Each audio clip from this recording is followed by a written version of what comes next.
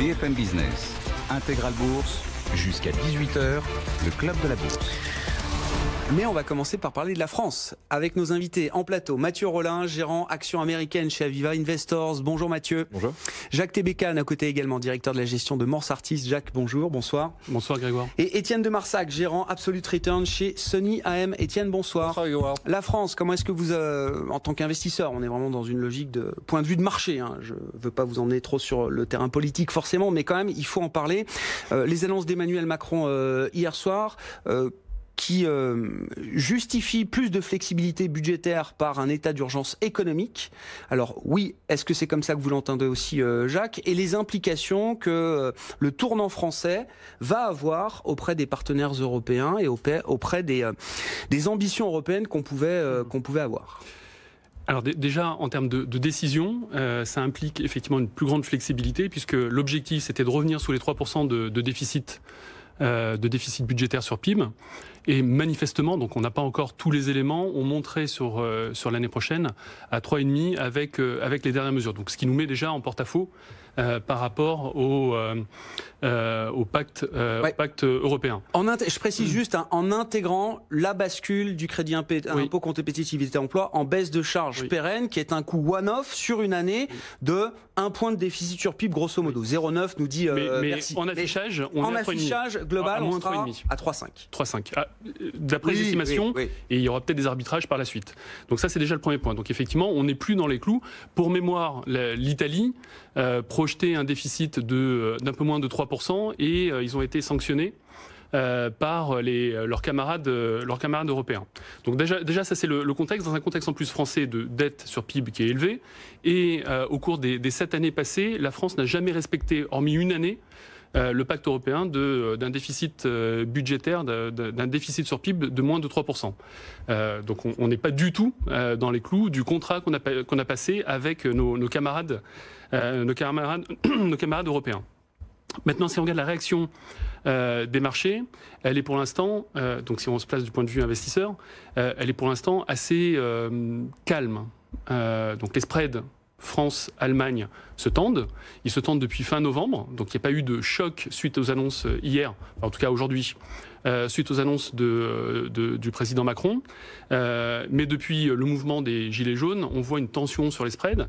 Si on compare avec la crise italienne, on est très très loin. Je prends pour citer un chiffre. Le spread 10 ans France-Allemagne est aujourd'hui de 45 BP. Là où en Italie, contre l'Allemagne, on a 250 BP. Ouais. Donc on n'est pas du tout dans les mêmes ordres de grandeur. Maintenant, qu'est-ce que ça présage? Donc, on est du point de vue marché, pour l'instant, il y a une réponse des investisseurs qui est plutôt calme. Une attention. On s'intéresse à ce qui se passe. On s'intéresse à ce qui se passe. Et, c'est comme ça que je le dis. Voilà. Et sachant que jusqu'à présent, dès qu'il y avait un petit peu de stress intra-zone euro, la France suivait le mouvement allemand. C'est-à-dire quand les taux allemands se détendaient, quand il y avait un flight to quality au sein de l'Europe, la France était plutôt considérée comme de la qualité au détriment des autres pays. Donc, ce qui n'est pas le cas récemment, dans un mouvement très limité. Maintenant, si on se projette par rapport au pacte européen, donc d'encadrement du déficit à 3%, ça pose réellement la question du projet européen. Qu'est-ce qu'on veut faire? On voit la montée des partis, des mouvements populistes dans différents pays, un rejet de l'Europe, et donc une interrogation de comment on vit ensemble, notre monnaie commune, et quelles règles on adopte. Et l'histoire récente montre qu'on n'arrive pas à respecter ces règles. Donc ça implique une remise à plat des règles. Et le fait que ce soit la France aujourd'hui qui bouscule les lignes, qui utilise cette flexibilité budgétaire, est-ce que vous le voyez comme une opportunité justement, alors peut-être dans l'urgence, de bricoler quelque chose d'un peu plus adapté à la situation actuelle, d'un peu moins contraignant que le pacte de croissance et de stabilité, ou de son application rigoureuse en tout cas? Est-ce que c'est une négociation entendable par nos partenaires allemands, hein, parce que ce sont eux qui comptent dans les pays du Nord, dans l'histoire, et les pays du Nord, la zone marque, comme diraient certains. Oui. Ou est-ce que non? On est dans une logique où la défiance va ne cesser de s'accroître, on est dans une logique où on va sanctionner l'Italie. Aujourd'hui, la France n'est pas menacée, mais pourquoi pas revenir demain sur une logique de sanction également également vis-à-vis de la France, et qui limite, qui empêche toute marge de manœuvre, tout pilotage du point de vue européen de la situation budgétaire aujourd'hui. Mon point de vue sur la question est plutôt que les Allemands vont s'opposer. D'accord. Fin de non-recevoir. Fin de non-recevoir. Alors, je pense qu'il va y avoir un habillage du point de vue français, c'est-à-dire de présenter ça comme un choc temporaire. Et derrière, un retour à la normale. Une trajectoire de déficit. Une trajectoire qui revient dans les clous. Donc c'est peut-être ça qui permettra de faire passer la pilule du côté allemand, et pour que les Allemands gardent la tête haute par rapport à cette situation, effectivement avec les Italiens, c'est ce que vous rappeliez dans votre introduction, qui se frottent les mains en disant regardez les Français, ils ne respectent pas non plus nos règles. Mais l'enjeu, c'est le moyen long terme. Et d'ailleurs, dans les règles intra-européennes, c'est plus le déficit structurel qui est la variable clé que le déficit conjoncturel, donc qui intègre ces phénomènes de cycle et autres. Et donc, tout l'enjeu ensuite pour la France, c'est de montrer qu'effectivement, de manière pérenne, on arrive à repasser sous les 3%. Ce qui, compte tenu de la situation et des tensions qu'on a vues et des interrogations de la plupart des Français, est une vraie gageure. Étienne de Marsac, votre sentiment, est-ce que la France, est-ce qu'il y a une nouvelle négociation possible avec l'Allemagne? Au départ, c'était Emmanuel Macron nous disait, la France disait à l'Allemagne, on va être rigoureux, on va faire les réformes, mais on va tenir les objectifs de déficit sur PIB. Charge à vous de nous aider à avancer dans le processus d'intégration et de parachèvement de l'intégration de l'Union économique et monétaire. Est-ce qu'on peut basculer dans quelque chose qui serait, accordez-nous un peu de flexibilité budgétaire, mais les réformes structurelles, on va les faire et on va les faire au pas de charge. Et est-ce qu'on peut apporter des garanties en ce sens-là? Est-ce que c'est quelque chose qui est négociable aujourd'hui du point de vue européen? Je pense que d'un point de vue théorique, c'est négociable. D'un point de vue pratique, j'ai quand même le sentiment que la voix de la France s'est abîmée hier au journal de 20h et que les réformes qui étaient prévues par Macron et qui permettaient éventuellement à Macron de se présenter comme un Schröder un petit peu des temps modernes et lui permettant de trouver une voix, ou en tout cas des oreilles en Allemagne, cette voie-là est désormais probablement un petit peu bouchée et obturé. Et il me semble que ce qui s'est joué de manière très récente, c'est finalement la possibilité de la France de se réformer et de réformer son modèle social, et que cette possibilité-là a pris sacrément du plomb dans l'aile. Vous parliez tout à l'heure, et je pense que c'était assez juste, c'est-à-dire d'un effet one-off. Moi, je pense que l'effet, il va être plus s'inscrire dans la durée, et je me demande dans quelle mesure... La dérive du déficit français, là, vous dites? Oui, je me demande, et c'est une interrogation, c'est pas une certitude, mais dans quelle mesure est-ce que Macron ainsi que ses successeurs auront de nouveau la main et le timing pour enclencher des réformes structurelles leur permettant à la fois de faire baisser les déficits, réformer un modèle social qui était vacillant, et moi je me demande si ce modèle ne va pas du coup désormais se déliter, puisque n'étant plus réformable. Donc s'il n'est plus réformable, ça veut dire que les dépenses publiques vont être tournées de temps en temps vers l'achat de la paix sociale, et donc ça c'est pas des dépenses d'investissement, ce qui veut dire que progressivement la croissance de la France, donc en tout cas la croissance potentielle, va diminuer. Et vous parliez tout à l'heure de comparaison entre l'Allemagne et la France, et je pense que potentiellement le modèle français en termes de croissance va tendre vers celui italien, c'est-à-dire une croissance potentielle qui s'affaiblit, une dette du coup qui augmente en tendance, et malheureusement un creusement des déficits sur fond de cycle conjoncturel qui est en train de s'affaiblir. Mais la voie de acheter le consentement des réformes, alors avec une flexibilité budgétaire temporaire, mais pour faire des réformes de structure qui amèneraient la croissance potentielle à un niveau plus élevé que ce qu'il est aujourd'hui, vous dites c'est pas le chemin qu'on est en train de prendre, ne serait-ce qu'en se basant sur les faits et sur les annonces. Juste du point de vue de l'Allemagne, elle sait ce que c'est que de faire des réformes, l'Allemagne aussi. Enfin, je veux dire, au début des années 2000,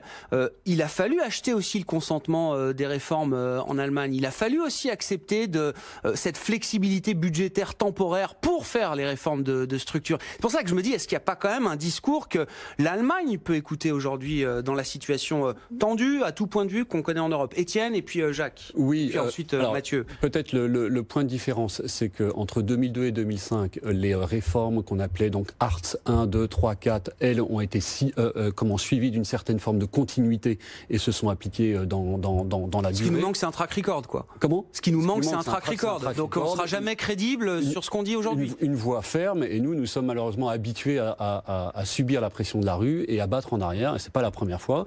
Et donc à chaque fois qu'on bat en arrière, finalement, on donne des arguments nouveaux à la contestation qu'on nourrit dans la durée.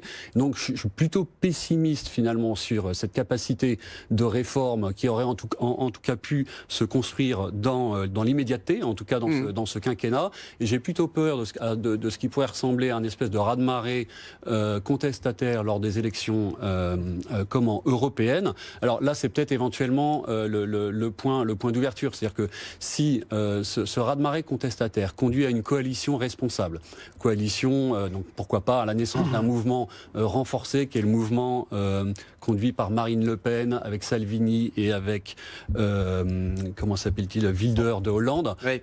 Eh bien, si ces gens-là sont responsables et conduisent ce qu'ils ont en tête, c'est-à-dire une réforme de l'intérieur de l'Union européenne, alors là, on a peut-être un chemin de réforme possible, mais pas avec les mêmes personnes. C'est-à-dire probablement pas avec Macron. Ouais. Faut qu'il y ait une volonté de réforme. Il faut qu'il y ait une volonté et qu'il soit une volonté de transformation de l'intérieur. Et je pense que l'Union européenne telle qu'on l'a vécue, elle est malheureusement un petit peu décédée. On aura une autre forme d'Europe probablement dans les années qui viennent. Court, Jacques. Oui, j'ajoute juste un point, parce que vous parliez de l'Allemagne et de la France. Ouais. Moi, j'ai plutôt parlé des Allemands et des Français. Le modèle allemand est bâti sur... dans le cadre des réformes Hartz, sur un taux de syndicalisation beaucoup plus important, une capacité au dialogue au sein de la société allemande beaucoup plus fort qu'il ne l'est en France, où le taux de syndicalisation est beaucoup plus faible. Et donc, pour rebondir sur ce que disait Étienne, la remise à plat, les réformes structurelles dont vous parliez, impliquent des changements radicaux dans la perception qui, si je m'appuie sur le mouvement récent, sont très très loin de l'attente de la plupart des Français. Et avec une capacité à discuter entre nous qui est assez limitée. Mathieu Rollin, vous avez de la chance, vous êtes gérant action américaine. Tous ces sujets-là, vous vous en fichez. Non, mais ce qui m'intéresse, c'est qu'il y a quand même la logique budgétaire aujourd'hui. Enfin, j'ai l'impression que 2019 va être marqué justement par cette logique budgétaire. Donald Trump a déjà mis la barre très très haut de ce point de vue-là. Oui. Et on voit tous les débats que ça provoque en Europe et l'incapacité qu'on a de se mettre d'accord sur une trajectoire claire, l'acceptation d'un peu plus de déficit, mais avec des objectifs communs qu'on n'arrive pas à se fixer aujourd'hui. Ce qui est intéressant de voir, c'est que les investisseurs étrangers et américains ont placé beaucoup d'espoir dans Emmanuel Macron en se disant il va être capable de réformer, les choses vont changer, etc. Et on se rend compte, ce qui se passe depuis un mois, ça montre qu'il est complètement en train d'échouer, en tout cas vis-à-vis de l'extérieur, qui ont peut-être pas le même degré de connaissance que nos interlocuteurs, mais donc, vu d'extérieur, d'un point de vue américain, Macron est en train d'échouer. Et beaucoup d'entreprises américaines se disent tiens, notamment en période de Brexit, réinstallons-nous en France, le pays semble accueillant avec Macron, il va se passer de bonnes choses. Et on se rend compte, moi, en les écoutant, j'ai l'impression de réentendre des choses que j'ai entendues, mais 10 fois. Incapacité à réformer. Je suis désolé. Non, mais les déficits. Pardon. Et on a vraiment l'impression qu'on est dans une situation, voilà, on est incapable de réformer en France. L'Europe, c'est toujours le bazar. On va pas s'entendre. Les Allemands, effectivement, vont aller nous taper dessus parce qu'on va pas respecter les déficits. Et ça va être un éternel recommencement. Sauf que les moments deviennent de plus en plus graves. Je veux dire, je veux bien que ça ait un air de déjà-vu, je l'entends parfaitement. Sauf que à chaque fois, le moment est plus grave que le précédent. Ce que je veux dire par là, c'est que d'un point de vue des investisseurs, c'est de pire en pire. Donc comme on sait très bien que les bourses européennes sont tenues en grande partie par les investisseurs étrangers, ça n'augure pas de choses très positives non plus de mon point de vue pour les bourses européennes. On a 40 semaines de décollecte sur les actions européennes depuis le début de l'année. Non mais c'est ça dont on parle, la concrétisation du point de vue. Et là, je crois que c'est vraiment un élément supplémentaire qui ne vient pas aider la situation. Rapide, Étienne, on marque une pause. Un point quand même. L'Europe se reforme toujours dans les crises. Et là, on est en train de rentrer dans une nouvelle phase un nouveau cycle. Et parallèlement à ça, vous avez la construction du budget européen qui est en train de se faire et qui peut permettre, pourquoi pas, donc de renforcer les backstops, donc les firewalls, les mesures protectives. Les mesures de stabilisation macroéconomique. Exactement, en cas de crise. Et notamment donner lieu à la possibilité pour l'Europe d'emprunter, donc via un autre véhicule. emprunt qui pourrait permettre de financer des réformes structurelles que les États ne pourraient pas financer eux-mêmes. Donc crise égale opportunité. Voilà. Bon. Il y a un chemin éventuel de nouvelles politiques. Auquel vous êtes peu à croire, d'après ce que je comprends. Non, mais je vous voyais déprimé, donc. Au moins signaler que ce chemin existe. On marque une pause, Jacques. On reprend la discussion dans un instant. On va parler du Brexit avec des députés conservateurs qui visiblement ont adressé 48 lettres. Ah, ça y est. Ah, ça y est, nous dit Étienne de Marsac. 48 lettres, c'est le chiffre magique qui pourrait provoquer un vote de défiance contre le Premier ministre Theresa May. C'est ce que nous rapporte à l'instant la chaîne d'information britannique Sky. Une pause et on se retrouve avec nos invités. BFM Business, Intégral Bourse, jusqu'à 18h, le club de la bourse. Nos invités en plateau jusqu'à 18h, Jacques Tébéka, directeur de la gestion de Mansartis, Mathieu Rollin, gérant actions américaines chez Aviva Investors, qui se demande ce qu'il fait là, puisqu'on ne parle que de l'Europe. Pour l'instant, promis, on va parler des États-Unis. Ça reste important quand même, Mathieu. Et Étienne de Marsac avec nous, gérant Absolute Return chez Sony AM. Basculons sur le sujet Brexit. Je vous apportais l'information de Sky. Il y a quelques instants, des députés conservateurs ont adressé 48 lettres, soit suffisamment pour provoquer un vote de défiance contre la première ministre Theresa May. Donc voilà, dernière information à confirmer, mais qui vient ajouter encore un peu plus de confusion au dossier. Étienne, vous suivez ça de très très près. Vous êtes le seul gérant qui souhaite ardemment s'exprimer sur le Brexit chaque fois que vous venez. Plus maintenant. Non mais alors voilà. Non mais depuis l'annulation du vote, le report du vote qui était prévu aujourd'hui sur le texte, l'accord de Brexit, de séparation comme on dit. Tout est remis sur la table. Toutes les options sont à nouveau possibles. Enfin, quels sont justement là, les chemins possibles désormais pour éviter le scénario du pire? Est-ce que ça reste possible quand même? Oui, et même assez probable.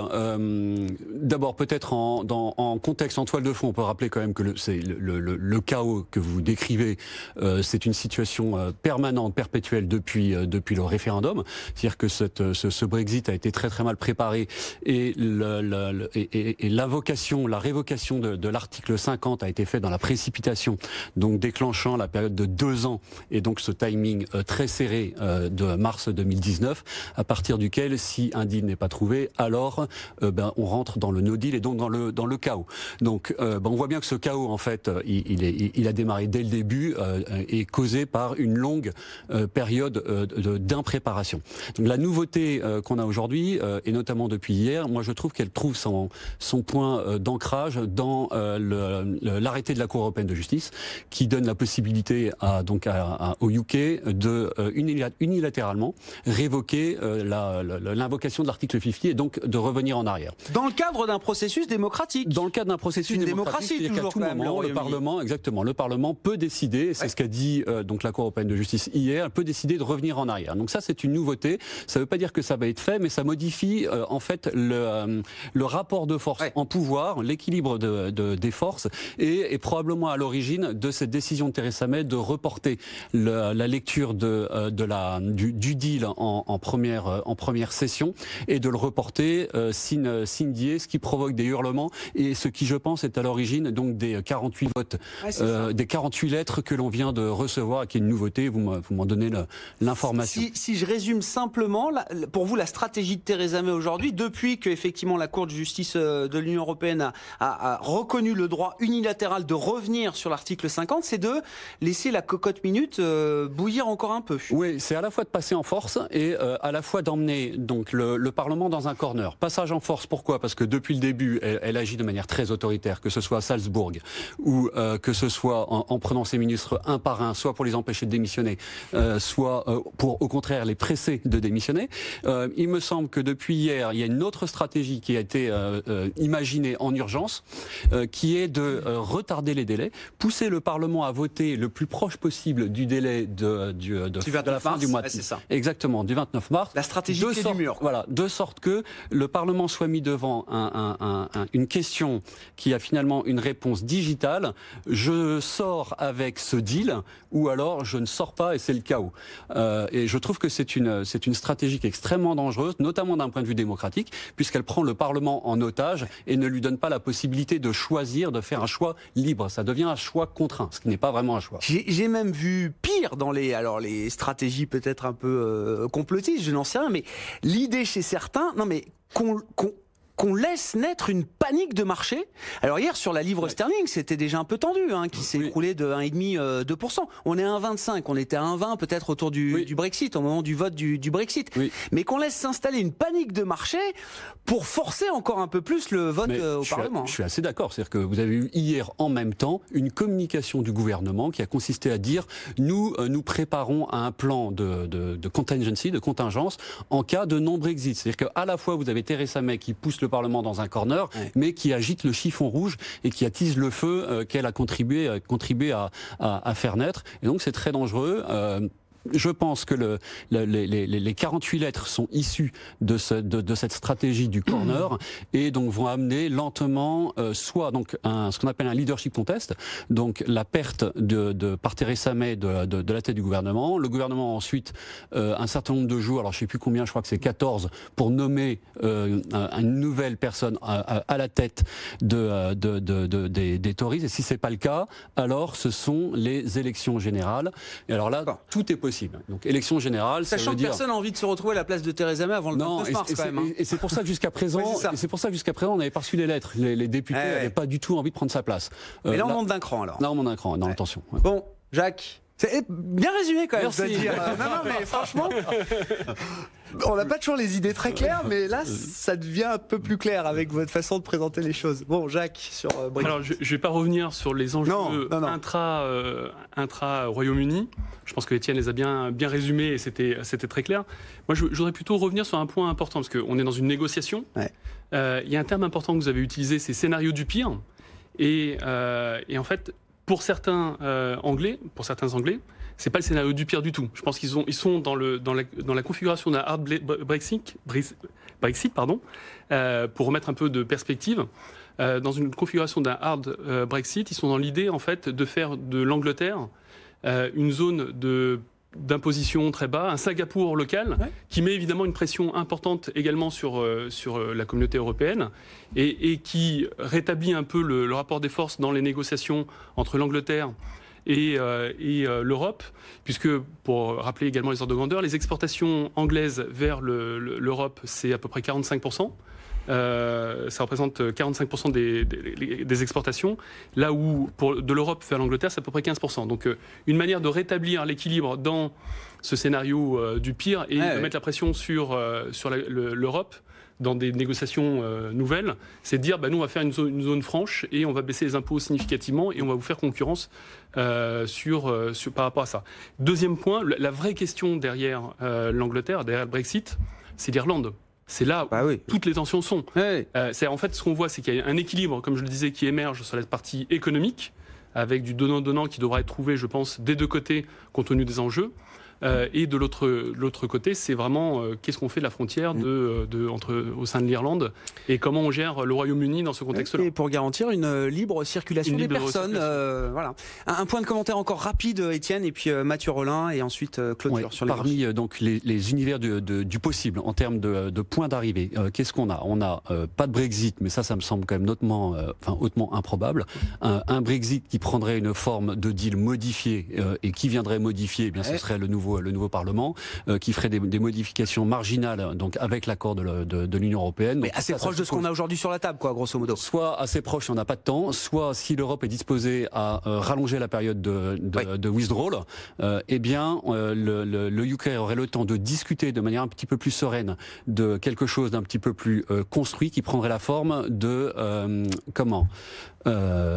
Norway for Now. Donc le modèle norvégien. Donc le modèle norvégien, pour rappeler qu'est-ce que c'est l'adhésion au marché unique, donc l'espace économique européen, mais sans l'union douanière, et donc qui suppose un renoncement quand même du UK à la libre circulation des personnes. Ils doivent admettre la libre circulation des personnes pour pouvoir adhérer à ce type de modèle. Et ça, je pense que soit de manière très court-termiste, soit de manière long-termiste, c'est ce vers quoi se dirige le UK. Sachant que le point quand même du référendum, c'était justement le problème de cette Exactement. libre circulation des personnes, Ouais, le problème de l'immigration. Toute l'ironie de l'histoire. Mathieu Rollin sur le Brexit, et puis après clôture, et promis on parle de Trump, enfin on parle des États-Unis après avec vous. Je suis ravi de gérer le marché américain quand j'entends tout ça, parce qu'avant les explications d'Étienne, j'y comprenais rien. Professionnel, J'y vois un peu plus clair maintenant. Merci pour les explications. Non, on voit que c'est quand même catastrophique vu de l'extérieur. Enfin, ce qui se passe, c'est catastrophique. Toute cette stratégie politique où au final donne assez peu de visibilité sur ce qui va se passer. Enfin, on voit les scénarios. C'est vraiment l'arbre des possibles. Oui. Et au final, on ne sait pas vraiment ce qui va se passer. Qui vont être les gagnants? On ne sait rien. Donc voilà, j'avoue que sur le marché américain, rien n'est Vous êtes parfait. ravi de pas avoir une situation comme mais ça. je suis ravi de pas être dans cette situation. Très bien, mais on va parler d'autres situations. Il y a quand même des défauts sur le marché américain. Il y a des sujets. Hein. Le marché américain, légèrement positif encore au moment où on se parle. Et nous, juste avant la clôture à Paris, on gagne 1,7% pour le CAC. Une hausse également à Francfort de quasiment 2%. Le CAC qui est revenu autour de 4810, 4820 points. Clôture à suivre. Et Jean-Luc Cussac avec nous pour ses commentaires.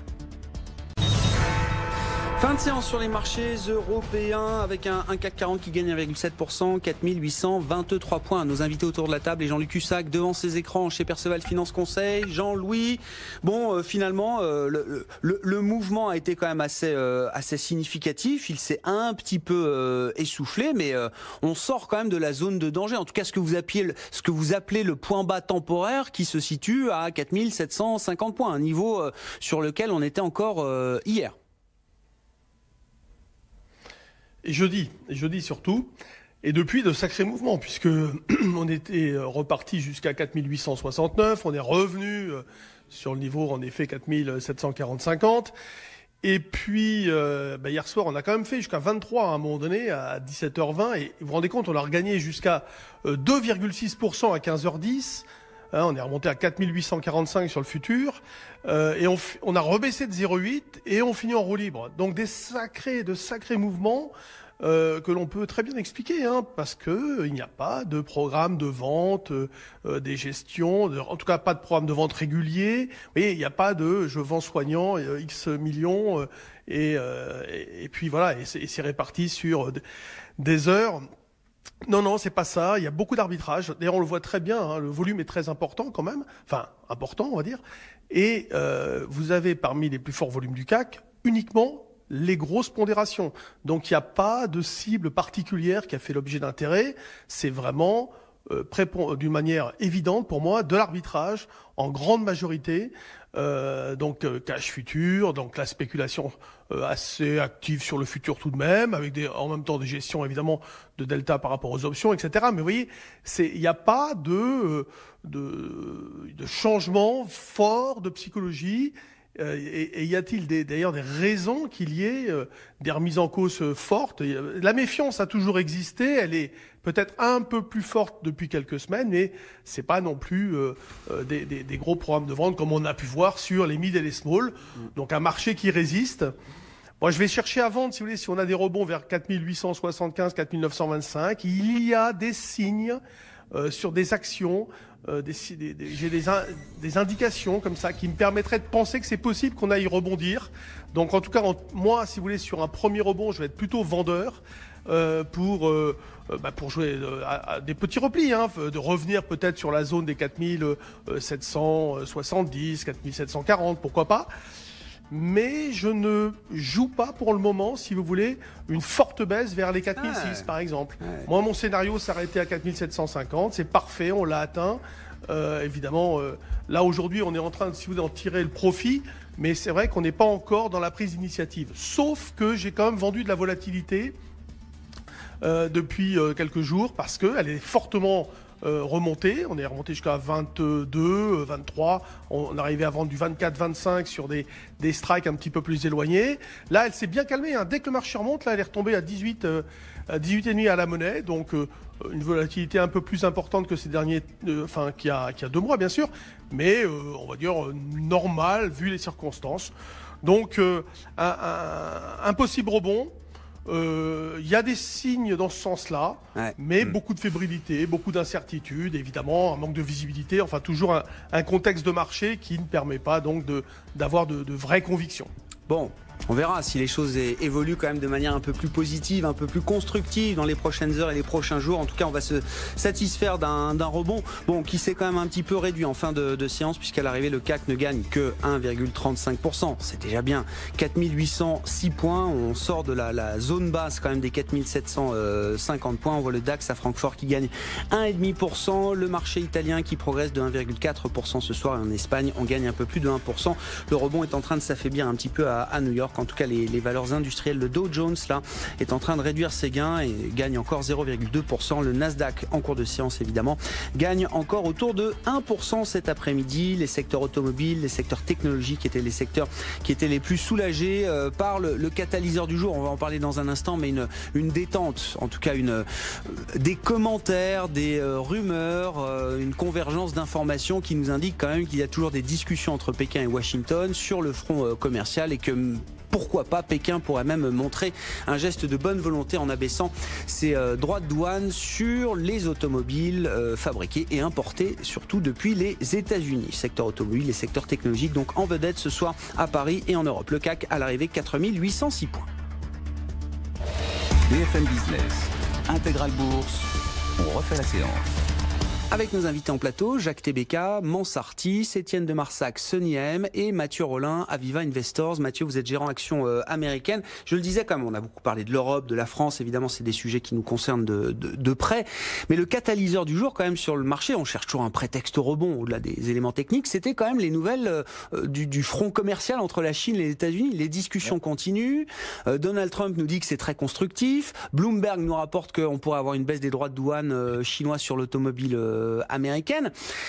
On n'attendait plus grand-chose depuis l'affaire Huawei, j'ai l'impression, qui nous a mis quand même un sacré coup sur la tête après le dîner entre Donald Trump et Xi Jinping. C'est vrai que le dîner s'était bien passé. Ouais. Après, Trump était assez détendu, il était plutôt positif sur l'issue effectivement de son trade war avec le président chinois. Puis on a eu Huawei où là on s'est dit mince, tout est tombé à l'eau et on repart de zéro. Et finalement, final, les tarifs, c'est pas grand-chose par rapport à ce qui peut se passer. Au final, je crois qu'on continue à discuter derrière, les choses se mettent en place petit à petit. Enfin, il faut bien voir une chose, c'est que personne n'a intérêt à ce que Trump mette à exécution ses menaces d'augmenter les tarifs douaniers à 25%, ni les États-Unis, ni la Chine. Personne n'a intérêt à ça. Si on regarde la façon dont Trump a négocié avec le Canada et le Mexique, au final, il a réussi à trouver un deal qui n'était pas très différent du NAFTA, mais c'était une victoire d'estime, c'était une victoire Twitter. Il a tweeté 10 fois que c'était le meilleur deal que les États-Unis ont jamais fait, etc. Peu importe, ça lui fait plaisir, ça flatte son ego très bien. Mais en tout cas, il y a un deal. C'est beaucoup plus compliqué avec les Chinois. Les Chinois, au départ, je pense, ne voulaient pas se laisser faire non plus. Ça s'assouplisse un petit peu. Je pense qu'on trouvera un deal. En tout cas, je ne vois pas une solution. Enfin, je ne vois pas les négociations s'arrêter sur un échec. La Chine fait un premier pas vers les États-Unis en certainement acceptant de réduire ses droits de douane sur l'automobile. Ce qui est important quand même, si on regarde General Motors par exemple, ils vendent plus de véhicules en Chine, 3,9 millions de véhicules, qu'aux États-Unis, 3 millions. Donc c'est quand même d'assez important. C'est quand même symboliquement, si vous voulez, c'est quand même ainsi, effectivement, la nouvelle est confirmée, c'est symboliquement quelque chose de très fort. C'est pas un geste pour rien, parce que beaucoup produisent quand même sur place, mais non, il y a quand même aussi un nombre de voitures qui sont les constructeurs importées par les Chinois. Les constructeurs allemands produisent aussi aux États-Unis pour exporter là-bas. Enfin voilà, il y a BM produit beaucoup aux États-Unis pour vendre beaucoup en Chine. Absolument. Donc on voit que c'est quand même quelque chose un signal assez fort, et c'est pour ça que le marché réagit positivement à cette nouvelle en se disant bon, on a peut-être une issue qui sera favorable. Bon, il y a beaucoup de nuages qui sont amoncelés au-dessus de l'économie et du marché américain depuis plusieurs semaines, plusieurs mois. Voilà, le marché a envie de croire à une issue positive parce que derrière, ça permettrait au marché de repartir certainement à la hausse. Ouais. Justement, comment vous regardez alors justement le marché américain qui, c'était il y avait les États-Unis, Wall Street et le reste du monde, et puis on sent quand même depuis quelques semaines, quelques mois que les questions aussi arrivent sur le marché américain. Vous n'êtes pas complètement isolé du reste du monde, quand bien même vous êtes gérant action américain, Mathieu. Mais le fait de voir des marchés négatifs partout ailleurs, Wall Street encore, bon, positif ou à l'équilibre depuis le 1er janvier, vous dites c'est le signe que les choses vont finalement mieux que ce qu'on veut le croire ailleurs dans le reste du monde, ou est-ce que c'est un vrai risque de voir le marché américain rattrapé à son tour par des sujets de préoccupation importants sur la croissance notamment. On entend beaucoup parler de fin du cycle économique. C'est un des cycles économiques les plus longs qu'on ait connus dans l'histoire moderne. Et c'est un peu comme quand on veut tuer son chien, on dit qu'il a la rage. Voilà. quand on veut tuer un cycle économique, on dit c'est la fin du cycle. Ouais. Ce qu'on oublie, c'est oui, le cycle est très long, sauf qu'on a eu une pause dans ce cycle en 2011, on a eu une pause en 2015. Et là, est-ce qu'on n'est pas sur la 3e pause du cycle? Alors bien sûr, on est en fin de cycle. Je suis pas en train de vous dire que le cycle va encore continuer sur 10 ans. Et que le pic est passé quand même. Le pic est passé, on est en fin de cycle, mais on n'est pas, à mon sens, au début d'une récession. On n'est pas en train d'entrevoir début 2019, récession aux États-Unis, pas du tout. Qu'on ait un ralentissement, certes, qu'on ait des entreprises dont les bénéfices continuent à augmenter, mais moins vite que précédemment. Je suis d'accord, mais est-ce que ça justifie qu'on ait un tel mouvement de panique sur les marchés? Je ne crois pas du tout. Les craintes sont exagérées, vous dites aujourd'hui. Les craintes sont clairement exagérées. Alors bien sûr, on peut parler de la politique de la Fed augmente ses taux, c'est pas bon pour les marchés d'actions, la trade war, c'est pas très bon. On a beaucoup d'éléments qui, effectivement, justifie le fait que les marchés soient pas aussi euphoriques qu'il y a 1 an, 2 ans, etc. En revanche, je trouve que le pessimisme qu'on entend et donc la réaction très négative sur les marchés d'actions, de mon point de vue, est complètement exagérée. Bon, très bien, c'est un bon point de discussion. On a quelques minutes là pour en parler avant de marquer une pause. Jacques. Alors, rapidement sur la fin de cycle aux États-Unis, je vais rebondir sur ce point.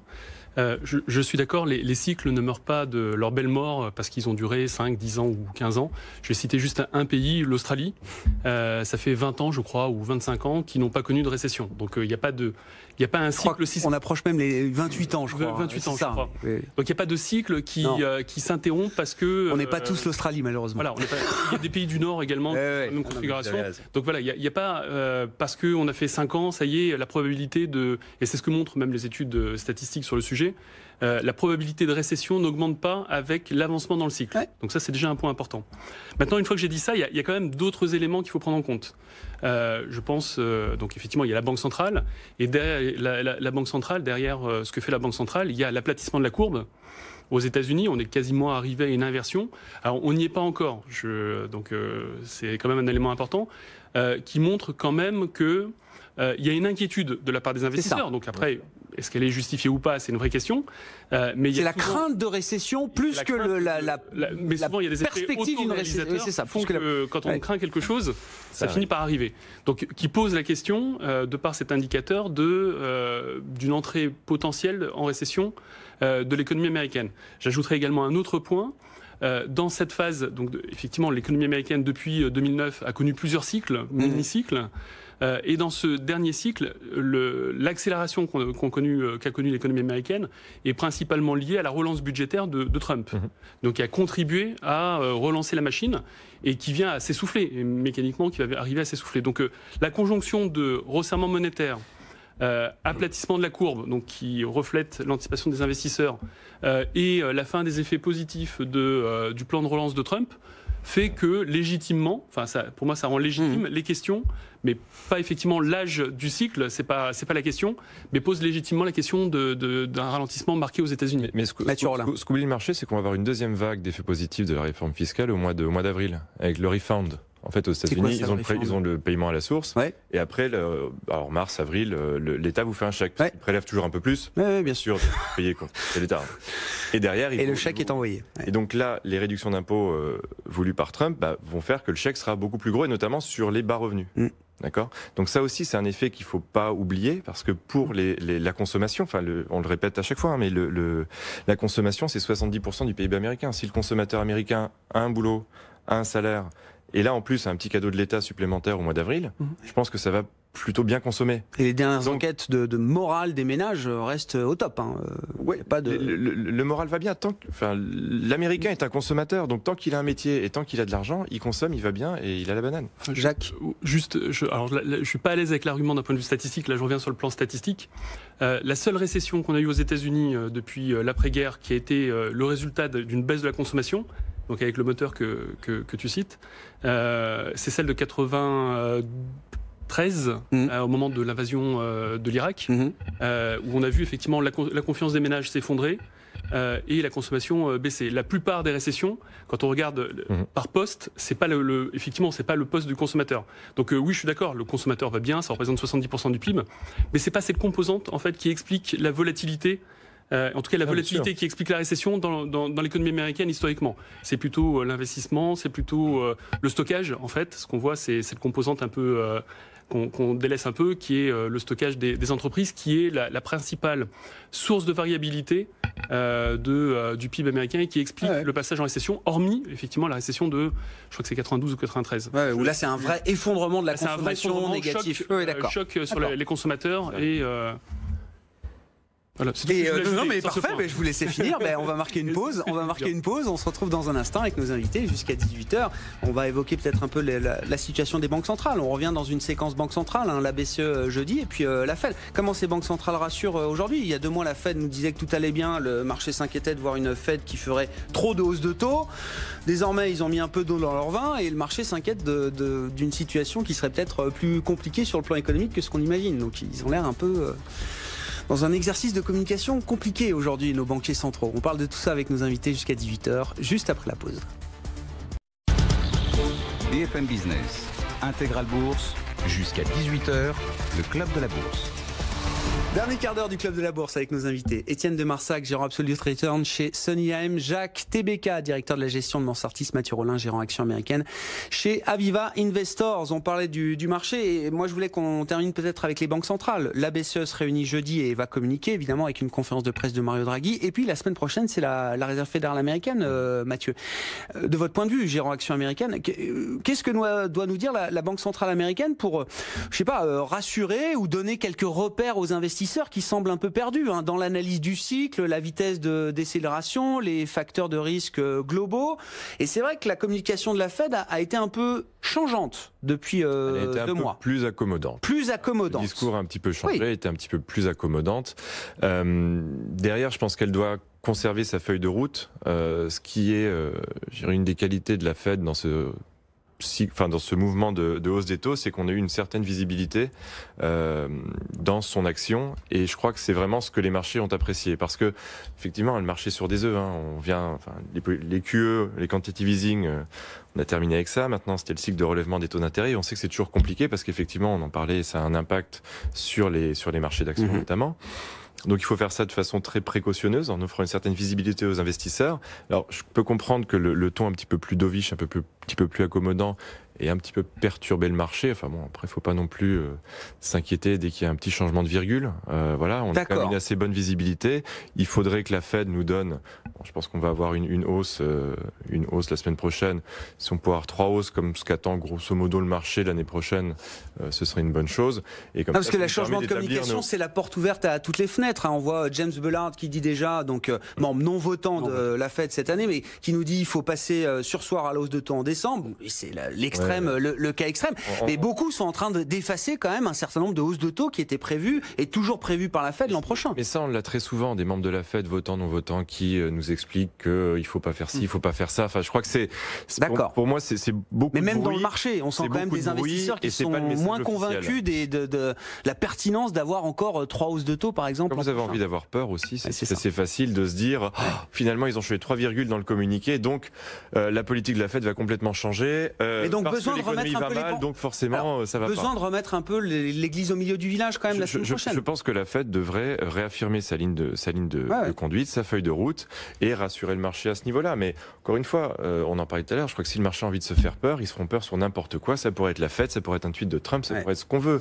Tout état de cause, moi ce que je vois, c'est qu'effectivement Jérôme Powell a une politique assez claire depuis qu'il est là. On a une assez bonne lisibilité sur ce qu'il est en train de faire. Il est aussi en train de se faire des réserves. Bien sûr, baisse de taux à des munitions pour la... On parlait potentiellement de récession, alors, peut-être pas l'année prochaine, mais en tout cas 2020, c'est une possibilité. Donc là aussi, il se fait de la réserve de baisse de taux pour effectivement pouvoir réaccompagner la baisse de l'économie. Mais jusque-là, on a plutôt une assez bonne visibilité. Ouais. Étienne, les banques centrales, la Fed et puis la BCE jeudi. Je voudrais peut-être un tout petit peu nuancer ce qui a été dit, c'est-à-dire que jusqu'à présent, en effet, on avait une bonne visibilité, mais j'ai l'impression qu'il vaut mieux parler au passé qu'au futur, dans le sens où la Fed devient data dépendant et abandonne le forward guidance et donc arrête de. Ça veut dire quoi, ça traduit en langage humain? Elle arrête en fait de communiquer en langage compréhensible par tous, comme dirait Jérôme Powell. Oui, c'est ça.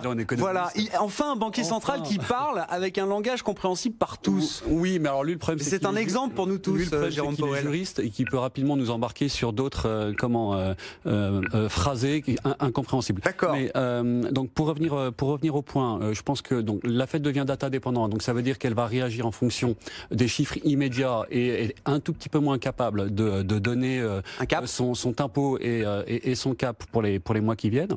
Ensuite, je crois qu'il y a eu une mauvaise interprétation de marché, une mauvaise réaction de marché, et en fait même une confusion sur la terminologie employée de taux neutre lorsque Powell a récemment déclaré que en fait finalement on était très proche du taux neutre. Le marché a compris que c'est le taux finalement d'arrêt, le taux auquel on allait s'arrêter, et c'est une confusion avec le taux terminal. Donc le taux terminal, c'est celui qu'on a en bout de mire quand on devient restrictif. Le taux neutre, c'est celui qui égalise le potentiel de croissance avec l'inflation.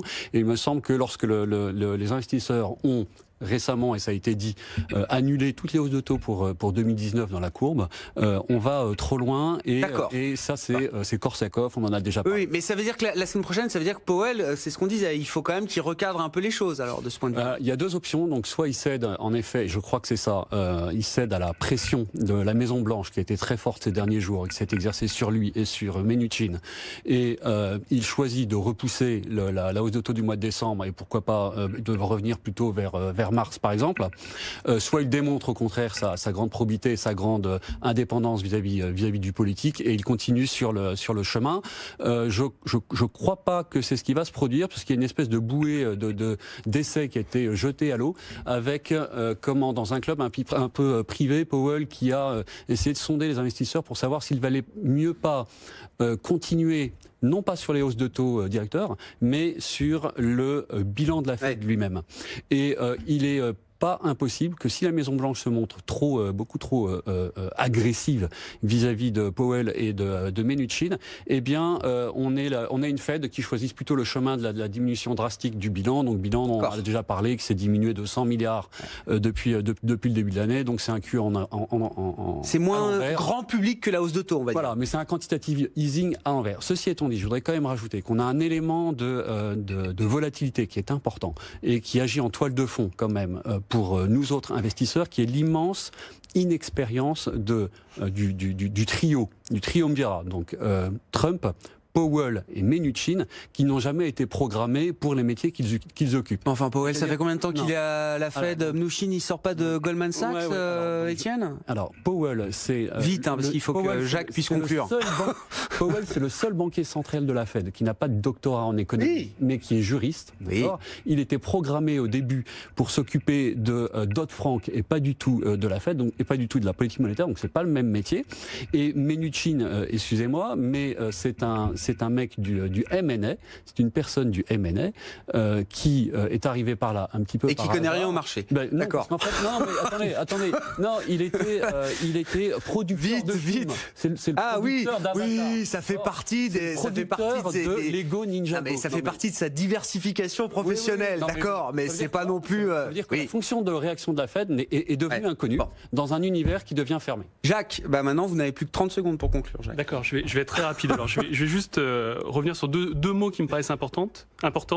C'est en tant qu'investisseur, on a besoin de visibilité. Ouais. Et ce mot s'oppose à normalisation, qui, notamment pour la Fed, qui a déjà bien avancé dans son cycle, conduit à des interrogations de la part des investisseurs sur où est le point d'équilibre pour les marchés et pour l'économie. Et donc il renvoie à toutes les questions qu'on se posait tout à l'heure et toutes les craintes que peuvent avoir les investisseurs.